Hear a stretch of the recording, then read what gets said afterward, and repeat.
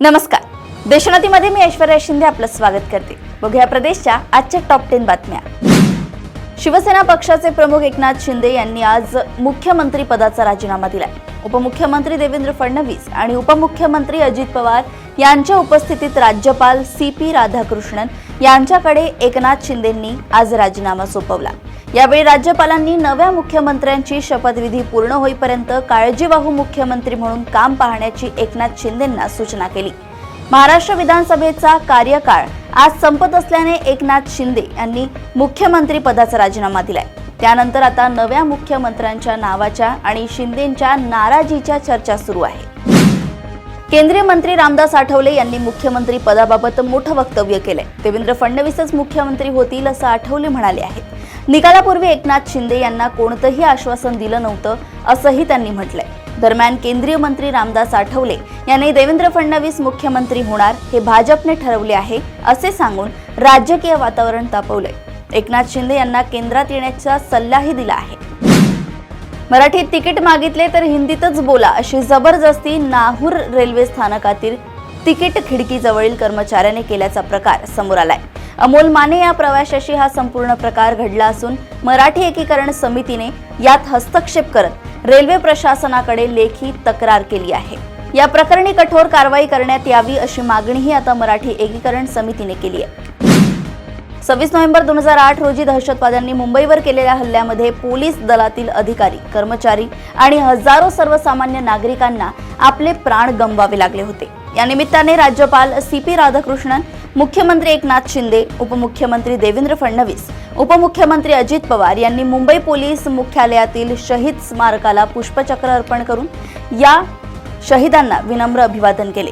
यावेळी या हल्ल्यात शहीद झालेल्या पोलिसांच्या कुटुंबियांना भेटून देवेंद्र फडणवीसांनी त्यांना आधार दिलाय. आडगाव पोलीस ठाण्याच्या हद्दीतील बीडी कामगार वसाहतीत रविवारी रात्री विशांत उर्फ काळू राजाराम भोये या युवकाचा लहान मुलांच्या वादातून खून झाल्याची घटना घडली. या घटनेनंतर संतप्त जमावाने सोमवारी सकाळी 11 वाजताच्या सुमारास बीडी कामगार वसाहतीच्या चौकात रास्ता रोको करत संशयित आरोपींना त्वरित अटक करावी अशी मागणी केली होती.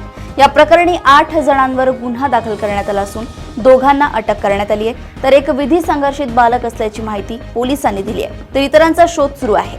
तर या घटनेनंतर त्याच परिसरात गाड्यांची जाळपोळ करण्यात आली होती. मात्र जाळपोळीची घटना आणि हत्येतील घटना या दोन वेगळ्या घटना असल्याची प्राथमिक माहिती पोलिसांनी दिली आहे. माजी आमदार नरसय्या आडम यांनी संसदीय राजकारणातून निवृत्तीची घोषणा केली आहे. सोलापूर मध्य विधानसभा निवडणुकीत चौथ्यांदा पराभव झाल्यानंतर माजी आमदार नरसय्या आडम यांनी हा निर्णय घेतला आहे. मात्र आयुष्यभर सामाजिक आणि चळवळीत काम करणार, निवडणुकांमध्ये पक्षाचा कार्यकर्ता म्हणून यापुढे सहभागी होईल असं त्यांनी म्हटलंय. 21व्या पंचवार्षिक पशुगणनेला जिल्ह्यात सोमवारपासून सुरुवात करण्यात आली. आधुनिक तंत्रज्ञानाचा अवलंब करत मोबाईल ॲपच्या माध्यमातून ही पशुगणना केली जात आहे. पशुपालकांनी पशुगणना करण्यासाठी येणाऱ्या प्रगणकांना आपल्याकडील पशूंची अचूक व योग्य माहिती देण्यात यावी असे आवाहन जिल्हा परिषदेचे मुख्य कार्यकारी अधिकारी विवेक जॉन्सन यांनी केले आहे. नागपूरच्या शंकरनगर स्थित सरस्वती विद्यालयाच्या विद्यार्थ्यांना घेऊन जाणाऱ्या एका बसला भीषण अपघात झाल्याने एका विद्यार्थिनीचा मृत्यू झालाय. तर 40च्या वर विद्यार्थी जखमी झाले आहेत. जखमी विद्यार्थ्यांना वर्धा रोडवरील एम्समध्ये, 7 विद्यार्थी निम्समध्ये तर एका विद्यार्थ्याला प्लेटिना हॉस्पिटलमध्ये उपचारासाठी दाखल करण्यात आले आहे. नागपूर वर्धा जिल्ह्याच्या सीमेवरील पेंढरी गावाजवळ हा अपघात झाला.